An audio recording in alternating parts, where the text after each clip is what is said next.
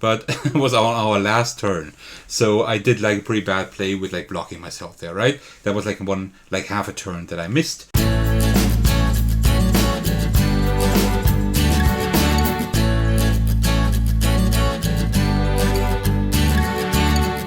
Hey everyone, this is SunTzuGames, and today I have another review for you.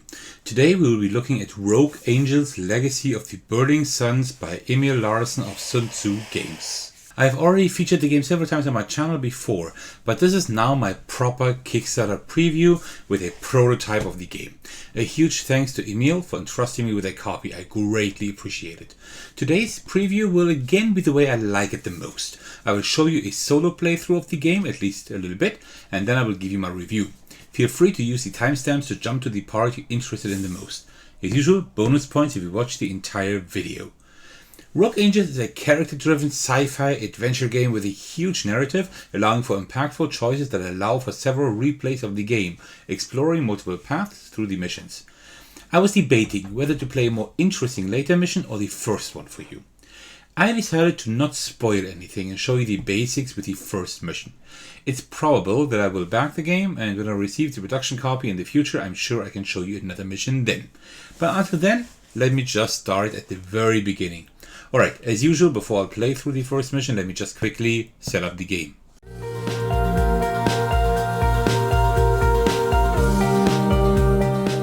So, and that is pretty much the setup of the game.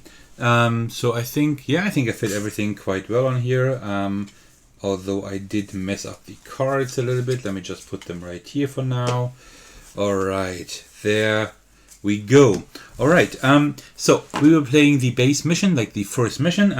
I will spoil the first mission today because I will actually also read the story, because I think that is very important. It's important that you actually also see like how the narrative of this game kind of works, right? This will just be the basic game, right? So you will see the most important things. You will see hacking, you will see fighting, you will have story and everything. You will not quite have everything this game has to offer because this is just chapter 1, and there will be much more than what I have here in the final game. And also there is a legacy component that I will speak about later on, but we will not play with the legacy component, right? So there are like a few things that we will not be playing with today, but I think that's okay for you to just realize, to just see how the game works, right? I think for that, it's just fine the way it is here. But in case you are interested in more information, let me know in the comments, or also contact the designer. He's very happy to tell you more about this game. Another disclaimer, long-time viewers of my channel know this already, but I'm trying to show this game as well as I can. If there are mistakes I make, if there are things that I forget, if there are things I'm doing wrong, this can always happen, especially when you're recording here. That is always like a different situation or different circumstance than when you're playing without a camera.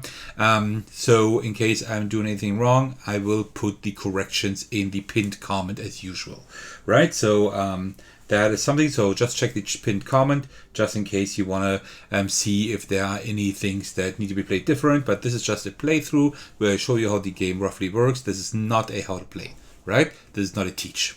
Alright, and with that we can get started. So let me just kind of show you around what you see here. Just very roughly, I will explain the game as we play. So here we have the main map. That is I have already set up for the first mission. This is the ship. The ship will only have a small role in this mission. It will have a bigger role in other missions. Up here we have the injury deck, just in case we are injured. We have a specific threshold of shields here, but if we don't have any shields anymore, then we start taking injuries. But let's hope it doesn't get to that. Then here we have the attack patterns of the enemies. This is a really interesting mechanism. I will speak about that a little later. And then we have the characters here. There are 4 characters here in this box. There will be many more in the production copy, but I will talk about that a little bit later. But here in the prototype copy, there are 4 characters. I chose these 2 because these are the 2 that work together quite well. We have Tarira Celesius. That is a female champion. She is a former shock trooper, also known as a disciple of vengeance. With a genetically engineered physique, she is capable of a lot of destruction while also withstanding a lot of damage. Tarira scares even the most disciplined soldiers, making her an ideal choice when you are attacking the enemy head-on. Tarira Celesius is a dangerous and strong warrior equipped with nothing but offensive weapons and skills. So we have like a really strong attacking character here. Melee and ranged character. That's why I chose her, because then we also have Justin. Justin is a fluid, that's the gender, a fluid changeling, so neither male nor female. Justin Canning is a former security officer who worked for the assembly on Kizar. Justin is a team player, capable of handling many different situations. Like other changelings, Justin managed to achieve several degrees in both shooting, hacking, medicine, and self-defense. So like it's like a jack of all trades, right? Justin is trained at assembly standards and equipped with flexible tools and abilities, making it possible for Justin to support all types of missions. And that's why I chose these two, because Justin is also able to heal as themselves, as well as Tarira here, and Tarira is just all-out attack. So that is a pretty interesting combination. I would like to play with that. Yes, and then also we have a few dice here. We have the round tracker down here. We have the starting cards of the characters, and also we have like player references here. I don't really need them, but I just put them here so you know that they exist. They are double-sided. There are 4 of them in the game, for each one for each player. When I play solo, I take both. There is no true solo mode here for this game. I'm actually not 100% sure if there will be one. I don't think so. But actually, you can play it solo well with 2 characters. There are games that where it is worse than here. It's definitely manageable here because you have pretty limited actions that you can do. Limited, but still strategically interesting. Alright, so then I suggest we start with the campaign book. So let me just read out the story first. You can use the timestamps in the description in case you want to skip some of that. For 1,000 years, the Galactic Assembly of Sovereign Civilizations has governed the burning suns. By providing a forum for cooperation between the most advanced species of the galaxy, the longest peace in galactic history was achieved. A truly golden age of harmony and prosperity. Unfortunately, however, well-intentioned their foundation, however principled its leaders, no civilization can endure forever. Eventually, inevitably, the assembly failed. War is now spreading like wildfire. Stifled by bureaucracy and paralyzed by insurrection, the assembly desperately tries to keep old grudges and new rivalries at bay. But unchecked greed, overweening pride, and perhaps something yet darker threaten to consume the galaxy. As the member civilizations draw their battle lines and stake their claims to stars and systems, lives and loyalties are torn asunder. From Eva Ariel to Panakia, from Nomius to Modius, people who have only ever known peace and privilege must reckon with the new harsh truth that the galaxy isn't as safe a place as they believed. Beyond the Assembly's control, though, an uncertain life is business as usual. For the freelancers and free spirits of Brimstone Base, home of the Hellfire Pirates, risk is all in a day's existence. A little too close to the galaxy's incandescent heart, vexation is a toxic, superheated mess of a system, a perfect mess in which to disappear. Brimstone, buried deep beneath the sulphurous surface of Fury's Fall, is a lodestone for the disaffected. Bounty hunters and runaways, thieves and smugglers, slaves and slavers, those for whom the suns don't shine. It's a dangerous place. Violence decides the pecking order. But someone always has a job for an enterprising mercenary, or a desperate one, and if your skill and luck hold, there's a lot of credit to be made, particularly now. War, after all, is good for business. And that is unfortunately quite true. So we were playing C1, which is the mission, credits, and Brimstone. Location, Vexation, Fury's Fall, Brimstone Base, year 1001 ATA. We have our mission brief here. The main entrance to the scorching, sulfur-engulfed hangar area shuts behind you. Ah, fresh meat! Welcome to Brimstone, outer suburb of hell and the closest viable settlement to the burning suns. Population? None of your damn business. We will step right along to the elevator. We can begin the process of getting you oriented. The elevator starts moving. People like you always seem to wind up here. Drifters and opportunists, always looking for that one big score, right? Well, you found the right place to look if you don't play by assembly rules. The elevator comes to a halt. Speaking of rules, we do have a few. First and foremost, some security precautions. Can't be too careful when there's a war on, you know? Follow me. Then here we have a guard. Step aside, spread out and don't move. Hand over your identification and your weapons. We will withhold these till you leave this area of the base again. When suddenly an enforcer joins the conversation. Belay that order. There will be no inspection for now. We have been ordered to permanently confiscate all weapons from all visitors, no exceptions. And any neomorph or champions are to hand over their gear as well. We don't trust those warmongering snakes. Alright, so we have an action here. Every player must put aside all their cards with weapon classification. They must not be used for now. So then let's take a look at the weapon cards. We have a weapon here, weapon there, and yeah, there are 2 weapons here, and I think Justin has 1 weapon, if I'm not mistaken. So let me just see. There we go. The assembly rifle here. So we will put these aside. And also we will take a look at champion and at neomorph characters. We don't have a neomorph character, but we do have a champion. Because she is actually a champion, and we have to put away all gear cards, but we don't have any gear cards, I think. Doesn't look like it, no, so that's fine.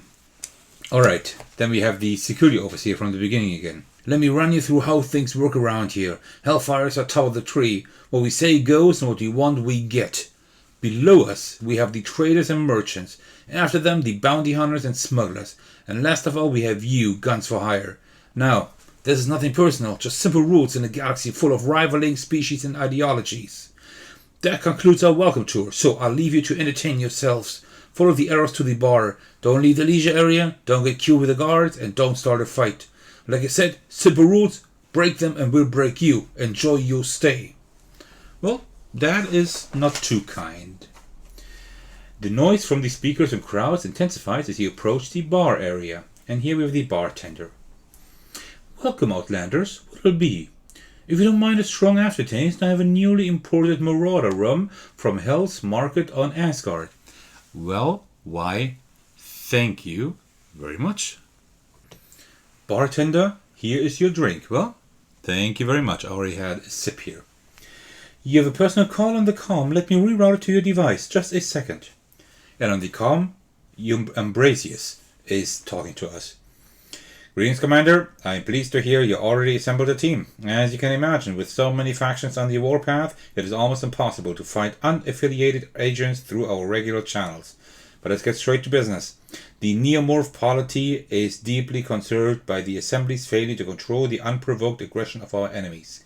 I have therefore been tasked with exploring alternative strategies to defend the polity from our current and future foes. An exploration that has led me to this particular suburb of hell.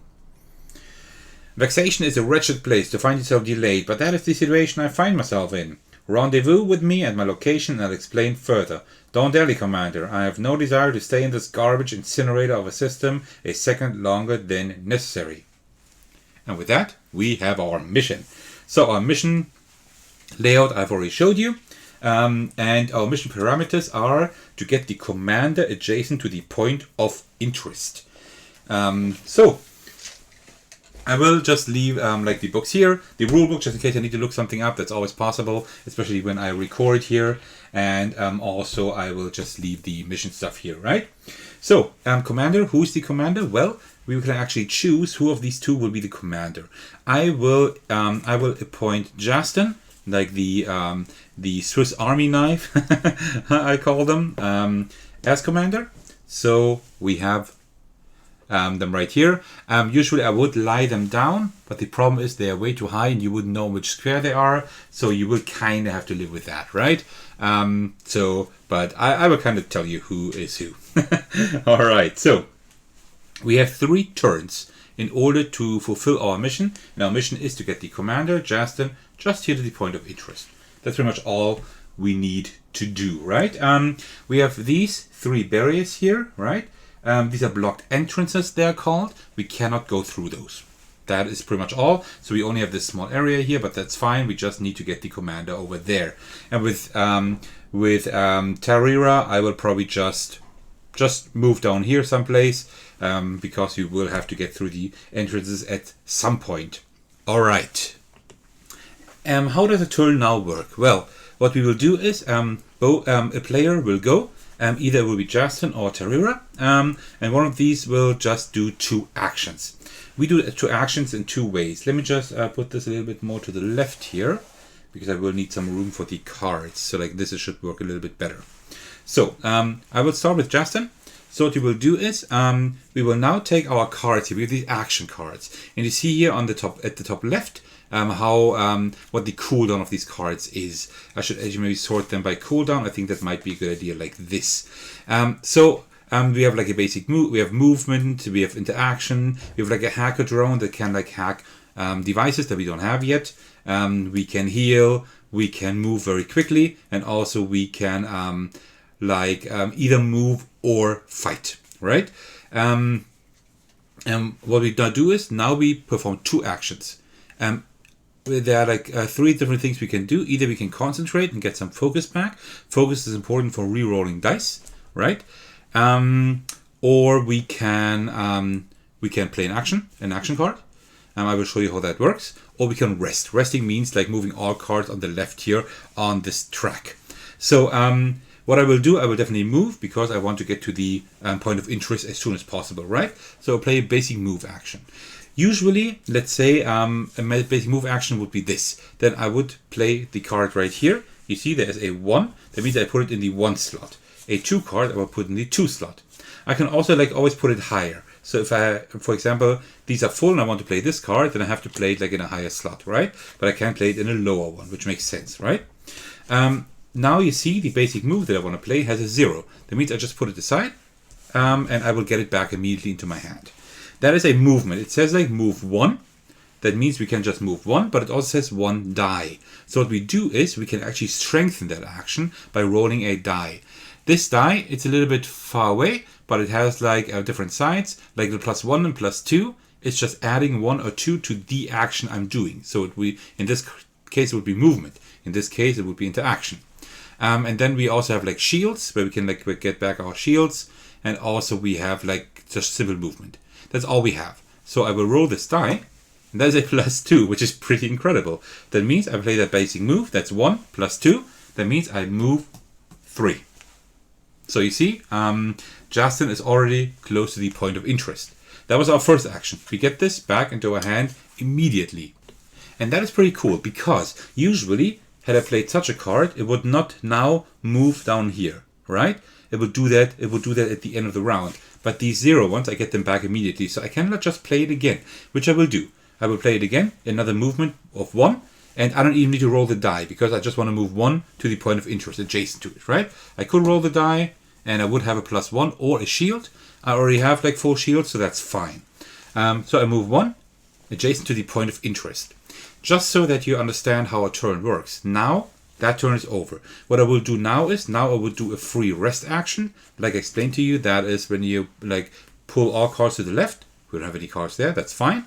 Then I would flip my activation token here because Justin has gone. Next time a player goes, like all players have to go. And when all players have gone, then we can all flip over our activation tokens again. Then we would decrease the turn token by 1. So we only have 2 turns left now. And then we would do a mission check and see if we have fulfilled the mission, which we have, right? We just needed to move Justin over there. So you see the game really eases you into like the most basic things, just moving for now. And then if the mission would have not been finished, then it would be the enemy's turn. You don't have any enemies. Also, we finished the mission already. So how could we have failed the mission? If the turn tracker would have reached 0 without us actually like fulfilling the mission, right? Which is pretty much like impossible. Like even if you just play 3 basic movement cards, like 4, Even if you just play movement cards and you were over there, still you would only need like 2 turns to get there. Except if you like, I don't know, if you don't play the game properly, otherwise you cannot fail this first mission, right? If success, continue to C1, mission update number 1. Over here, we will rearrange the map in just a minute. But first, Umbraces is actually meeting us here. The creature who was just talking to us via comms before. Good to see you in person, Commander. My agent promised me a competent team, but let's not get ahead of ourselves. When I arrived, these Hellfire thugs confiscated my ship and equipment, and now I see they're doing it to everyone. Perhaps they're running low on resources. In any case, I'm not interested in their petty problems. If they want to steal my ship, it'll be over my dead body. Or more precisely, over a lot of other dead bodies. Get into the Enclave and hack the console so that you'll be able to retrieve our stuff. And don't let anyone get in your way.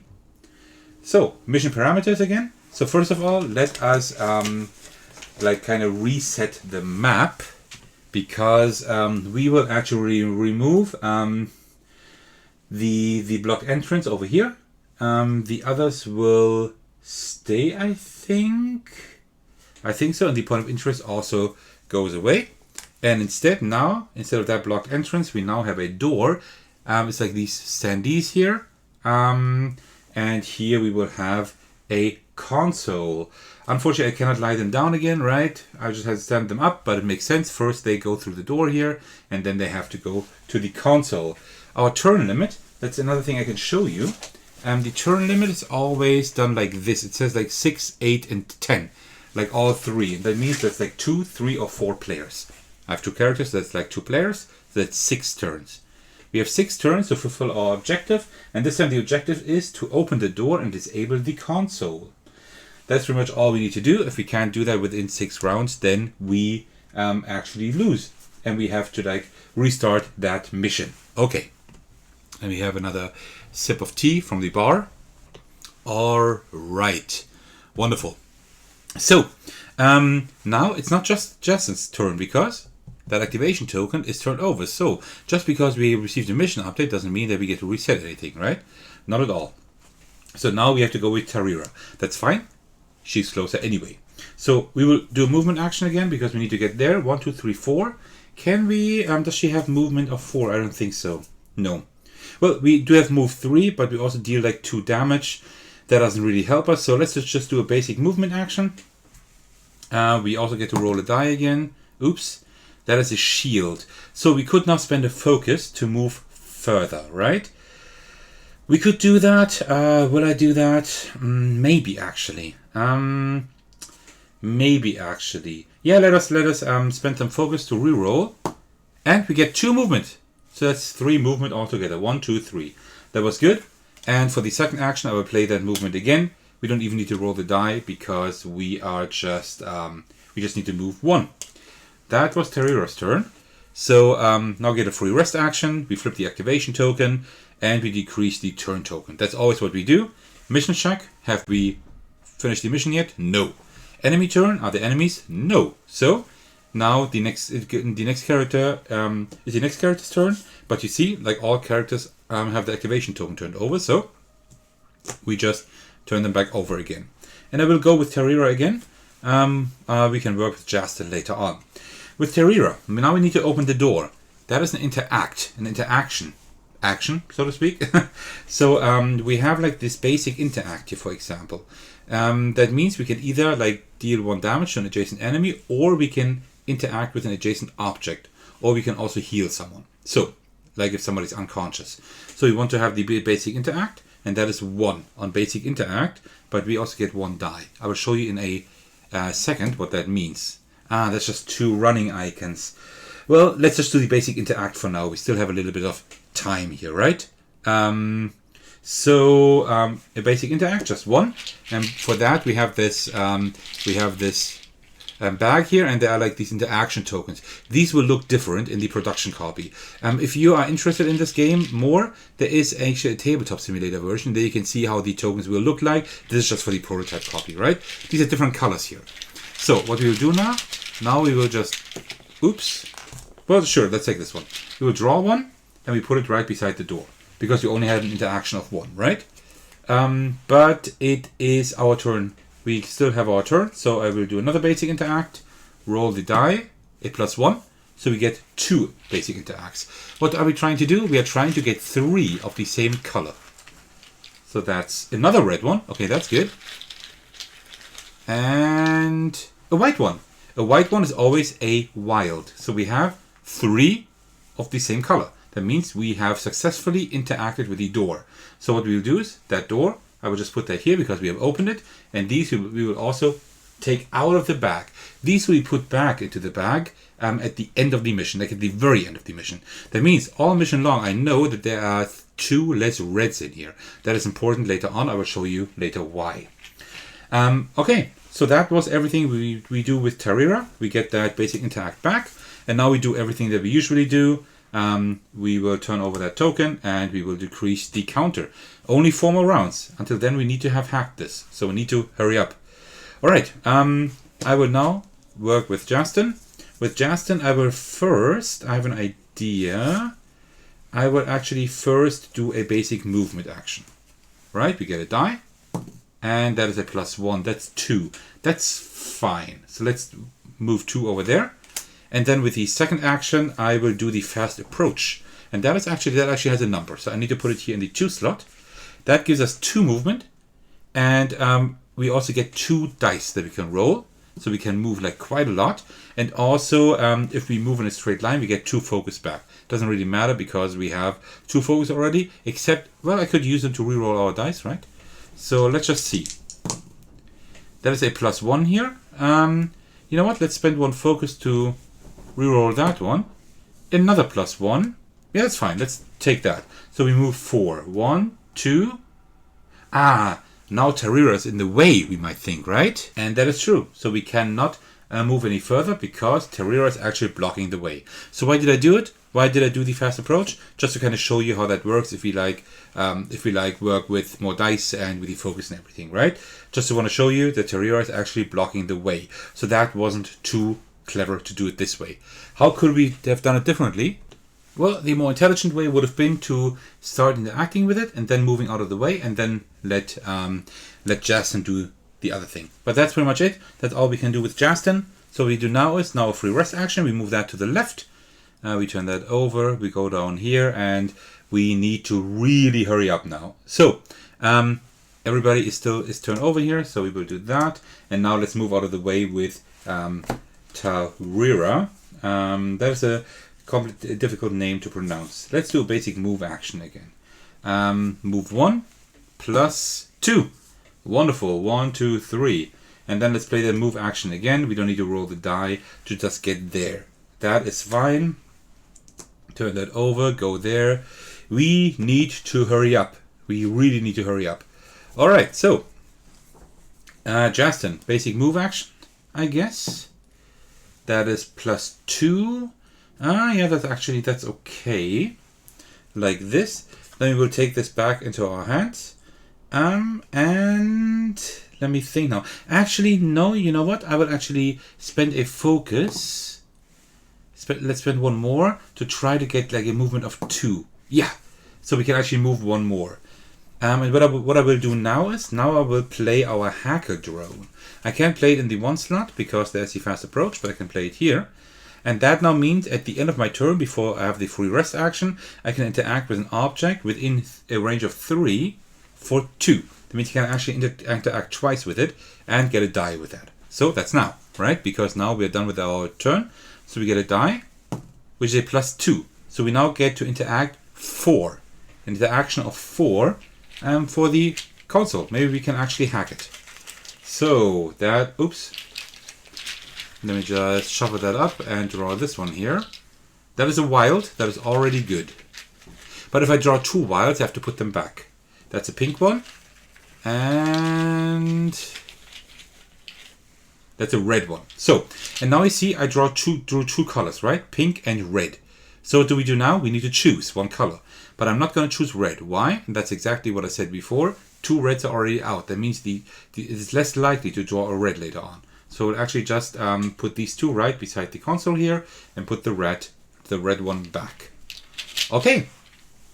So this card here, the hacker drone, has like a symbol here with like a little dial. That means that this is a permanent effect. This one can be used as long as it's on the track. So now with our free rest action, this one slides off. We get that back, and this one slides to the left. So next round I can use that again, which is pretty good. All right, then we turn that over here. We go down here. Only one turn left. So let's turn these over here again. And I will actually go with Justin now, because Justin can do a lot of stuff. So first I will do a basic movement action and hope for a +1. Perfect. 1, 2. That's nice. And then I will do a basic interact. That means I can interact for 1 with that object plus a die. Interaction of 2. That is wonderful. So let's draw 2 more and hope for just 1 pink one. That is yellow. And that is pink. There we go. That's it. So the yellow goes back. And we have 3 interaction tokens in 1 color. Don't forget, the white one is a wild one. Alright, there we go. We actually interacted with our console. And our mission parameters were open the door and disable the console. We did that. But it was on our last turn. So I did like a pretty bad play with like blocking myself there, right? That was like half a turn that I missed. But that worked pretty well, right? And now, as usual, we end our turn with a free rest action. So we get our hacker drone back. Let me just put that behind here again. We flip the activation token. I already did decrease the turn token, but we now finish the mission, right? So, okay, wonderful. So we will continue here with the mission. As the console shuts down, you swiftly open the armored boxes containing your confiscated equipment. So, action. Every player gets all their weapons and gear cards back in hand and now is able to use them again.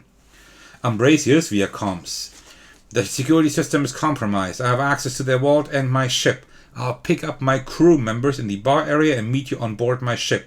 It seems the Hellfires have been alerted to your presence, but I assume that you're capable of dealing with such trifles. And then we have somebody called Aaron via the comms. Who are you? What are you doing in a restricted area? Did you not understand the rules you were given? I guess I'll have to get my guards to give you a little reminder. Alright, so we have new mission parameters. For that, let us just adjust the map a little bit. There we go, because we actually get some enemies now. So we have the first one that will be put here. Like that. Then we have one right up here, a yellow one, and a yellow one here. Oh, that's actually cool. You can actually see them in the camera. 1, 2, and the one here. And the colors. You can actually see those. Just we don't have any, you don't know which ones these are. But this is one that's just in here on the right. Okay. And then also here we go, it tells us like which of these attack patterns we take, and we will take the apprehensive attack and put it on red. Right, there's a red and a yellow side for the enemies, and that is a pretty cool mechanism. I will show you it. I will show you how that works. Okay, so our mission parameters are eliminate all enemies. So we need to eliminate all 3 enemies. All right. Then I guess let's get going. Alright, so Jason is inactive at the moment. We need to go with Tarira. That's fine, because she's actually the fighter. The red enemy will attack this turn. So if we can eliminate them this turn, that would be great. We need to deal 5 damage, because we see here they have like a health of 4 and a shield of 1. So that means they always like block 1 attack, right? So we need to do like 1, 2, or 3 more damage than they can hold out. Okay, so let's see. We can actually move 3. That's not quite enough. 1, 2, 3. Not quite. So let's actually do like a bigger... Oh! We get our weapons back. That's important. I almost forgot. So we get here our rifle. And here we get our ray gun and the pulse rifle. Okay. So, but we still probably need to move a little bit. Yeah. So let's do that. I will not be able to finish them off in 1 round, I think, because we do have our pulse rifle that does 3 to 4 damage depending on what we roll, and they have like 4 hearts and a shield. So that is not enough. Here we deal more damage, but it's a range of 3 and we are not close enough. So yeah, let me just get a little bit closer first. So we do a basic movement action and we will move 3. They can move 3 as well. Yeah. Well, actually, 1, 2, 3, 4. Yeah, I would have to do that. Can I move in a way that they don't hurt us? I don't know. 1, 2. You know what? I will get closer. Whatever. I will just get close. That is fine. Yeah, we are now adjacent to the character because in this game, adjacent is also diagonal. It's also adjacent, right? So that means I can actually use maybe. Well, actually, that one doesn't do a whole lot of damage. It only does 2 damage. And this one does 1 damage. This does 2 damage plus 1. Yeah, then let's take this one here. This one is deal 1 unblockable damage to all adjacent characters. That means, like, unblockable means the shield doesn't do anything. Let's do that. And then we can also roll a die, which is a plus 2. Perfect. We do 3 unblocked damage, which is a lot. In the production copy, in the final version of the game, there will be like, they will not have these standees, they will have like dials that you can like, where you can like adjust the health, right? We can't do that here. So what I usually do here in this, in this copy, is I take these small black chips here, and I just put them right beside the character. So I know, okay, 3 damage. That's how I currently mark it, but as I said, in the production copy, you will have these dials, which is pretty cool. All right, these were our 2 actions. So, oh, by the way, I forgot to put that up to 5. So we do that. This one goes 1 to the left, and then we go down 1. Okay, so, and now it is the enemy's turn. So the red one will now move according to their number. There's only 1 red enemy, so we will do the top action here, which is move to the nearest player. We are there already. And then damage the nearest player, and we do 2 damage here. That means we receive 2 damage, and we can block that with our shields, right? As soon as we don't have shields anymore and we receive incoming damage, we need to take one of these injury cards, which is pretty bad. Okay, so that was the enemy's turn, and now it's and now we turn that over to the yellow side. So next round, the yellow enemies will go. So they have a range of 4. 1, 2, 3, 4. Oh yeah, that can be a little bit dangerous. Let's see. Okay, so it is our turn now again. Let's put these like this. I think I will stay here with Justin because I can actually do some damage here. Like the rest of the damage with Tarira, I will move up there, I think. But Tarira also needs to be healed. Let's see, I can heal, right? I have that healing here. I can heal for 2. That is actually not too bad. But it needs to be an adjacent character. Okay, then let's do it like this. Give me a second. Because yeah, I will not be able to heal Tarira right now. But I can do some damage here. I can do enough damage with the assembly rifle. Can I somehow move and damage that enemy and do a healing action? I don't think so. I don't really think so. Yeah. Okay, we will be able to make that somehow. Let me first do a basic move. +1, that's fine. I will move 2. Actually, I don't need to move. No, let me reverse that. I will actually do damage now.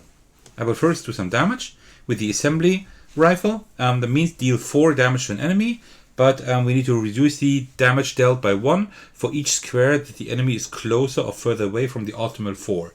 So 1, 2, 3, that's 3 away, so that's -1. So we deal 3 damage, and we can also roll like 2 dice, which we really don't need because we do enough damage to kill that enemy. So that one is not there anymore. And then I will move. Yeah, I will not be able to heal. I will not be able to heal here. That is pretty bad. But let me just start moving. do the basic movement action, and then we move 2. So let me just move 2 in that direction to be ready to move and heal Tarira. That's pretty much it.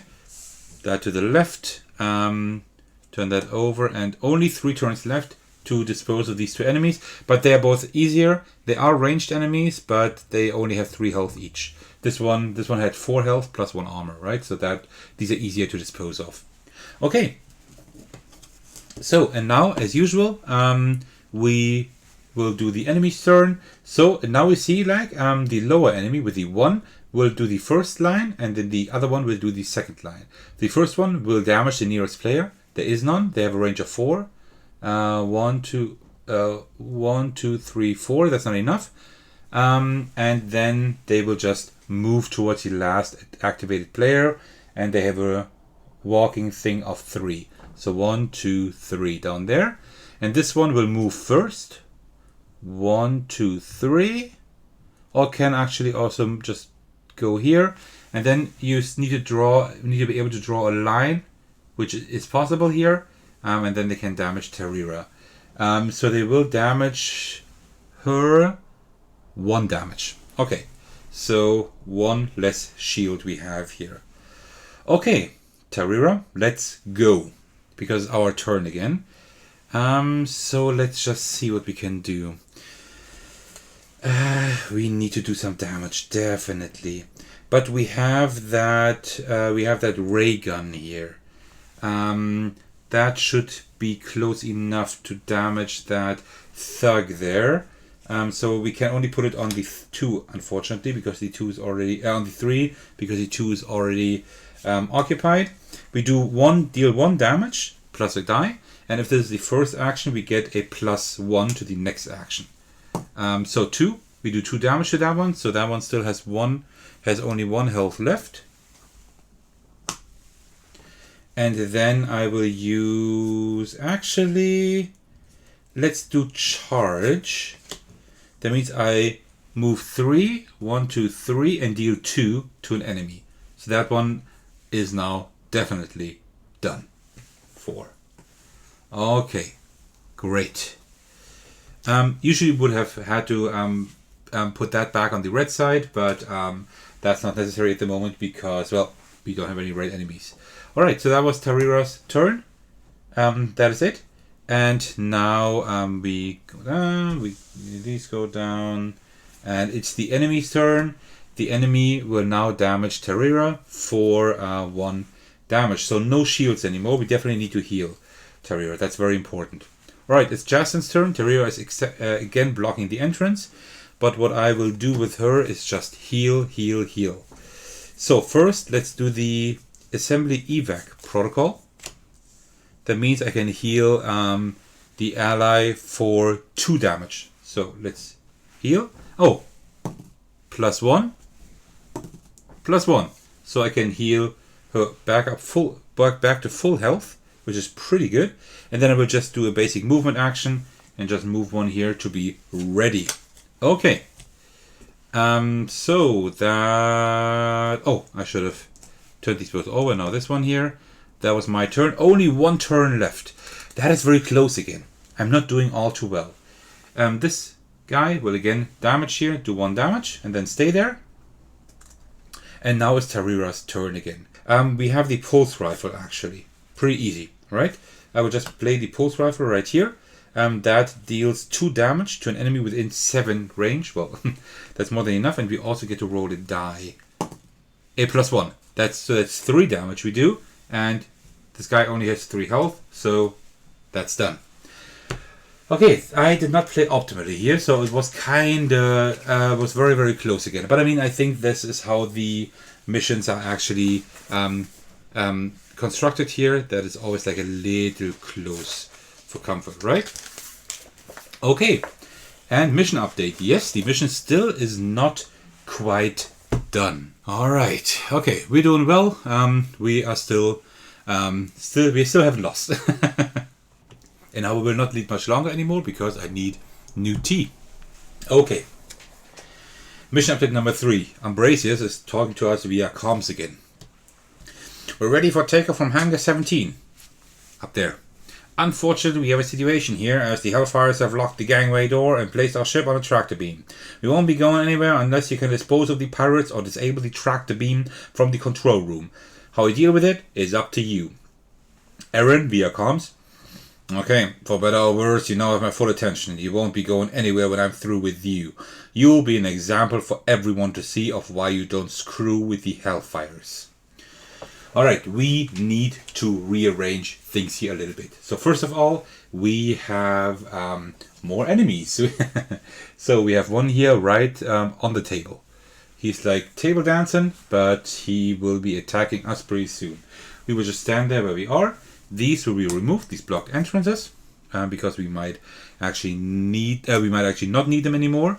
And then we have these enemies here. One will be right here with a console behind it. That's a console.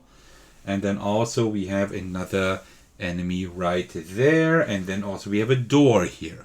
Alright, so our mission objectives. Also, our turn limit, that is 9. And then either we need to disable the console, open the door, and get on board. So you see, now here's the ship. Right? We need to go, we need to board the ship. Or we eliminate all enemies. So that is very important. So we need to be a little bit careful. All right, and also we have a new attack now. We now have the disorganized attack pattern. We put it on red. Okay, so we now have a little issue here because we just updated the mission, and after the mission check is always the enemy turn, right? So this is interesting because the game just keeps playing, right? But we actually finished with Terrier. We should have also like rested here. I didn't do that, so we get at least something back. Okay, so it's now the enemies. The first one will now move to the nearest player, which is just like that, should be enough. And then damage for 2 damage, which is not wonderful, but okay, that's how it is. And then this will first do damage and then move 3. 1, 2, 3. Okay, well, that is not too great. Okay, so it's our turn again. She was done, so we need to reactivate both. So, and put that to yellow. So next turn, the yellows will move. So the red ones are fine for now. Okay, so what will we do? Well, and we'll need to go with Terrier. It doesn't go any other... I can't do anything else. So, let me think. Yeah, actually, I will do a basic movement action. I will not roll the dice. Well, I actually will, because I might get some shields. I don't. You know what? Let me use some focus and hope I get a shield now. No, I don't. Well, I can just move a lot. That is great. And then I will use the tail swipe again to deal 1 damage to all adjacent enemies. And also, I can actually improve that by 1. Okay. So, and this is unblockable damage. So 2 damage here despite their shields. And also 2 damage here. Okay. That was that. So here, then we move to the right. And we move down here. Okay. Because I decided that I will probably damage the enemies. I have played this mission before several times. And I always try to go the non-lethal route. And that one works, but it's pretty tough. So today, I will actually show you a little bit of combat. See how that works. Okay. It's now the enemy's turn. Yellow will now go. So, yellow, this one will attack the nearest player. That's not possible. And then walk to the last activated player. So, 1, 2, 3. Okay. No, actually, it can move faster. 1, 2, 3, I think. And then this one will move first. 1, 2, 3. And then it will attack the nearest player, which is actually possible. I don't believe it. So, they will actually do 1 damage here. Oh no, we need to heal. We need to heal ASAP. Alright, so one thing I haven't talked about yet is our special abilities here, right? So Terrier can, once per mission, can perform 1 extra action on their turn. I will do that probably next turn to defeat all the enemies. And also, if we have an action that dealt more than 3 damage to an enemy, then we deal all 1 damage to all adjacent characters, but we haven't done so yet. But maybe we'll do so this next turn. And then Justin, that is very important, in the beginning of the turn, we can actually spend 1 focus to move these cards, to move 1 card left or right. And I might want to do that actually. So let me see if I want to do that. So it's now Justin's turn actually. So we need to heal. That is very important. Let me think. If we move now, but we can't heal with that. Actually, we are not able to use that for healing, but I can heal with that. Right? So I will do a basic movement action. Just move here. And then I will heal. Let us see here. +1. So I will heal for 2. That is okay. That is not great, but it's okay. Also, we should have turned that over. Okay, that was Justin's turn already. These move to the left. We go 1 down here, and it's now the red enemy's turn. And there is like something else, like a special occurrence down here. That means if the activated enemy was damaged last player turn, use this exclamation mark instead, and that means they move as far away as possible from the player who damaged them. But it wasn't last turn. The last turn they weren't damaged, right? So that is important if like the yellows are gone or something like that, right? So they will actually do something. This one will move closest, and that's already done, and then damage them. So they do 2 damage actually, which is not great. And this one will do damage as well. Also 2 damage. So now we have the problem that we don't have any shields anymore. And that is now a really cool mechanism, because we now receive 2 damage. So, but we can't, because the shield is gone. So now we receive injuries. So we draw 1 card for the first damage here. And it's like laceration. We have to put it on 1 in a minute. It says when drawn, lose 1 shield, which doesn't make sense because we have no shields. And then place this card on 1. So, but there is already a card on 1, so we get this back into our hand and we put this here. And what these do, these just like make our like fill up our track here, which is pretty bad, right? That's one thing. And also they can have other effects, like ongoing effects. And when they're discarded again, they can have worse effects again. And then we have 1 more damage. So we take 1 more card. When drawn, lose 1 focus. We already have no focus. Place this card on 2. And now we cannot reroll anymore. Which is fine. We don't have any focus anyway. But still, that's the ongoing effect here. Okay, at least we get some cards back. But, well, yeah. So that's how that works, right? And yeah, we need to get rid of those as soon as we can. Okay, so let me think. It is now our turn again. Both are reactivated here. Did I do everything here? I hope so. If not, then I'm sorry. Then I might have forgotten that for 1 turn. All right, let's put that over to the yellow again. And, well, what I will do now is we will have to do some damage here. That is very important. Is that more important than anything else? Yeah, I think so. So let's actually do some damage here. Can we hurt both? We can. Yeah, I think we can. This one has 3 damage tokens. I thought only 2. Did I make a mistake here? I'm not sure. I think it has only 2, I think. I don't think I actually damaged that one more. Let me do an extra action this turn. That's like the only time I can do it during this mission. I will do a rest action first, so everything will move to the left here.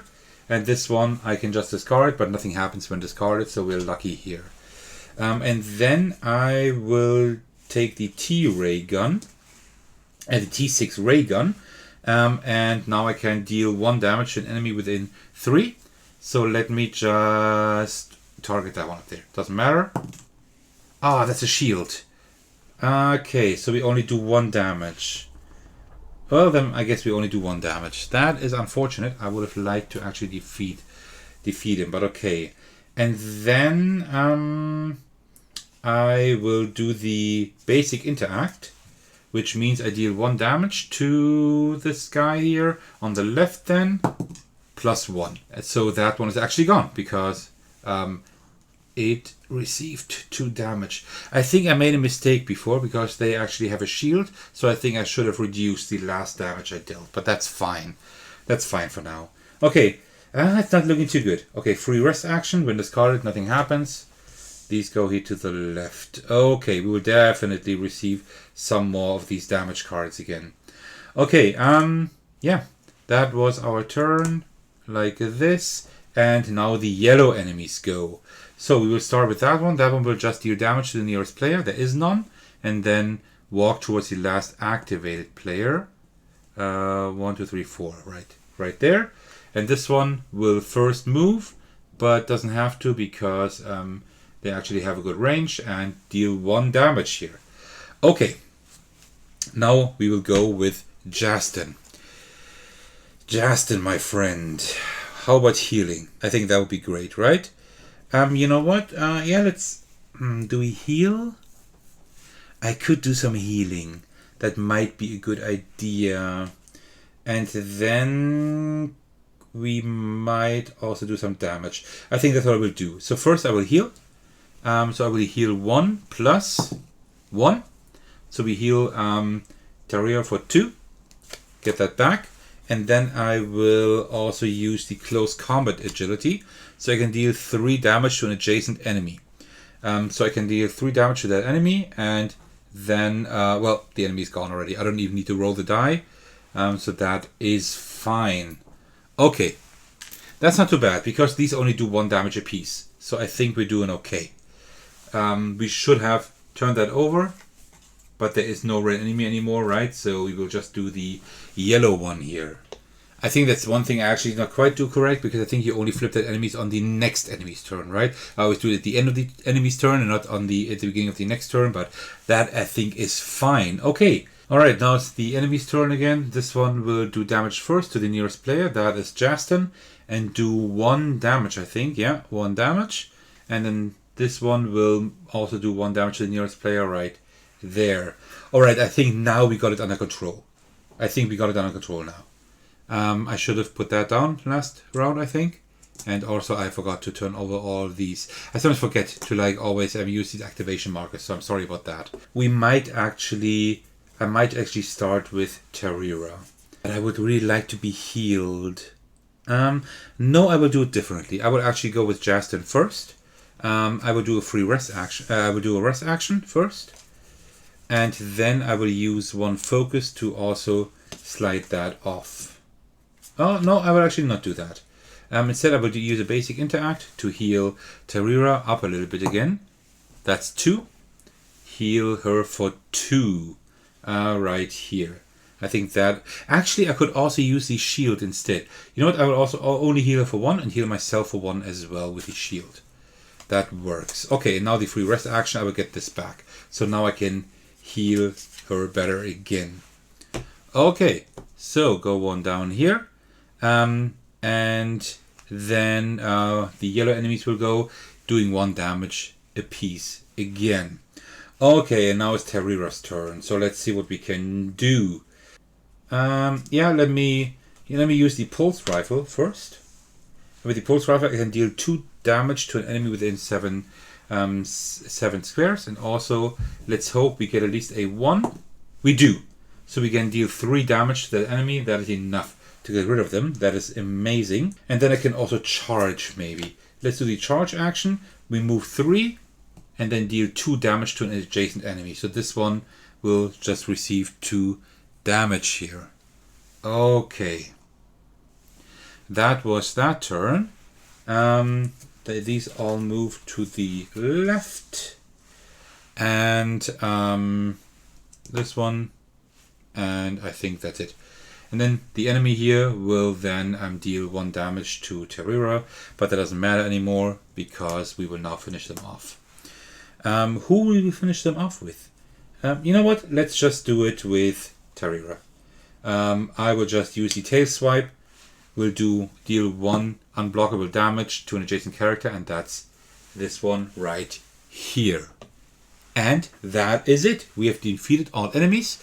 This is not the outcome I usually like, but I just wanted to do something different for you today, because I usually always try to play in a non-violent way. But you know what?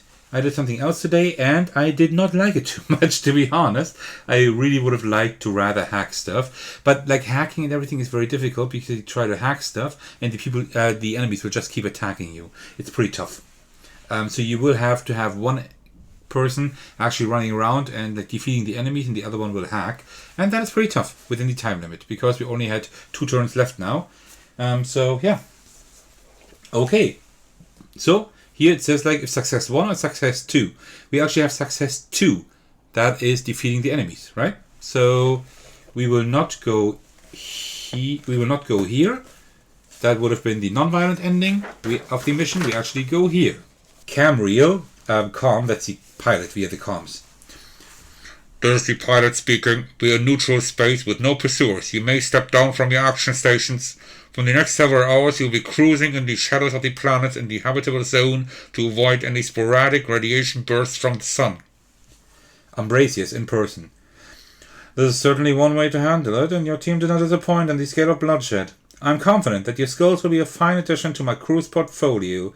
Let's get through the debrief so we can continue the conversation about more important matters and get you all settled more permanently on the ship. And then we would go to the next mission, which we will not do today. So, and there is one more thing, and that's something that I can show to you, and that is pretty cool. Remember the legacy folder I showed you? Well, every player has one of those. These 2 different things. First of all, what these do is they give you like tokens you can put on these, you can put here, and then you can use these to make your actions stronger. You see your cards have like red and blue colors and stuff, and green and yellow, and you can actually like use such a token to make an action stronger. That's one thing. You can get that like in the course of the campaign. But also you have like relationships, right? And now because we actually defeated the enemies, we get like 1 negative reputation here for the Hellfires. You would have to like color that in, right? But you could also like have a positive relationship. I think what would have happened, yeah, if we just would have escaped without defeating them, we would have had now a positive relationship with the Hellfires, which is like the people we defeated here, right? And that these relationships, they actually they will come into play during the campaign later on, right? They will actually like influence things, like depending on how you act and what you do, and that is a pretty cool thing. But yeah, that was my playthrough of Rogue Angels. But how do I like it? Well, as usual, let me tell you. I'm not the biggest fan of sci-fi in games. But let me explain. Reading a sci-fi book, well, that's another story, since I generally like the genre. Yet most of the time I don't like sci-fi in board games too much, because often it seems just pasted on. It's, if you don't do it right, if you do it just in a quick and easy way, it's a very simple theme to actually utilize. In Rogue Angels, this is not the case, actually. The theme can be seen throughout the entire game, including the story, the mission objectives, the abilities here, and also the characters, the weapons, and so much more. So the theme is fine. It totally works here. It's well implemented, definitely. Since this is a prototype, I cannot say much about the components. For prototype, they are totally fine. Actually, I really like working with prototype copies that are this lovingly put together with like specific placeholder things, and I like that, right? But the planned components sound really good and are substantial upgrades that will elevate the feeling of the game a lot. But I can't evaluate them as of now, so you will have to take a look at them during the Kickstarter campaign. The art style fits the theme as well, and it's very well done. I'm very much looking forward to seeing it on the improved components.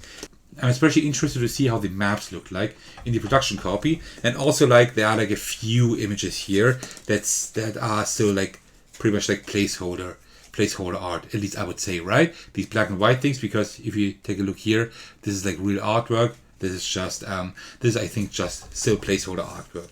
Looking forward to see how these actually look like. The card action system here of Rogue Angels is really innovative and fluid. You can play each card as often as you want, but the cooldown is different on each one. And that's always something you need to take into account. Maybe you'd rather play a weaker card and try to enhance it with the dice. Maybe you'll go all out, like I did, pretty much. But you will have to wait until you get the cards back. You don't have a whole lot in your hand anymore then. It's a really cool system, and this makes this game really tactical and also separates it greatly from other games in this dungeon crawler space. The dice are a really great mechanism as well, because they never give negative rewards. That is exactly the opposite of what dice usually do. And that is the beauty of that system. Yes, the dice may not give you anything, but you need to see them as a bonus. The dice are not the main gameplay mechanism here. It's the cards. The dice are just enhancements. A very good design choice to leave out negatives on the dice, since the main action, playing the cards, is always successful. Just by how much, the dice will tell. And even if you say, well, but you still need to be lucky to actually enhance the cards. Well, yeah, kind of. But you do have your focus. Well, okay, Terrera can't do a whole lot, but Terrera has more shields. Terrera is more, attacks more. So, yeah, sure. But Justin has a lot of focus, right? So you just need to pick the right character. And the way the cards are enhanced by the personality of your character, like I said, with these tokens you can use, a really cool idea as well that works really, really well in practice. You haven't seen it today, right? But it's a really cool aspect. And all of these aspects that I just mentioned make Rogue Angels a game that allows you to react freely to whatever the combination of card, dice, and these personality tokens offer you. This makes the game not only tactical but also quite flexible. And that might be one of the game's biggest strengths. There's another positive I need to mention, the elephant in the room, the story. Rogue Angels delivers a massive story that consists of interesting developments, choices, and character relationships. I have just a very small part of that here in the prototype. And look at how much is in here. This is pretty crazy. While this is amazing for people like me who love story-based games, it is debatable whether such a massive story wouldn't have been better realized as an app. I appreciate the designer going the route of physically offering the rulebook and not adding a dependency of an app. Honestly, I like it much more this way. But it is a lot that makes the physical package much bigger and heavier. But to be fair, I haven't seen a production copy yet, so it might not be as bad as I make it out to be. You know what? I'm just guessing at this point. The variety of the game is very large. Of course, the most obvious thing is the story, and the way you can have different paths, several playthroughs, and many character combinations. This is incredible enough on its own, but look at the number of characters. In the prototype there's only 4 characters. That is enough, and most games would stop here. But Rogue Angels will have 16 characters. 16. That is crazy, but also amazing at the same time. Due to the different cards, the characters also feel very different from each other. Of course, I can't evaluate the final product including all 16 characters, but I can evaluate these characters included in the prototype and the ones I played online. And yes, they do feel very different indeed, and that is great. And we are not done yet with variety. There also is the mentioned legacy aspect that changes your character in substantial ways, and not only regarding loaded and abilities, but also regarding their relationship to other characters and NPCs, and also like their abilities to enhance the cards. Honestly, I haven't been able to explore the legacy aspect to its full extent, but what I've seen of it looks great, and unlike anything else I have seen before. The rulebook is really massive with 48 pages. 48 pages. But the game itself is not that complicated. The rulebook has such an extensive length because it covers a lot of different actions, as you can see here, and a lot of different situations. And while the rulebook is written quite well, a few things could have explained a tiny bit better.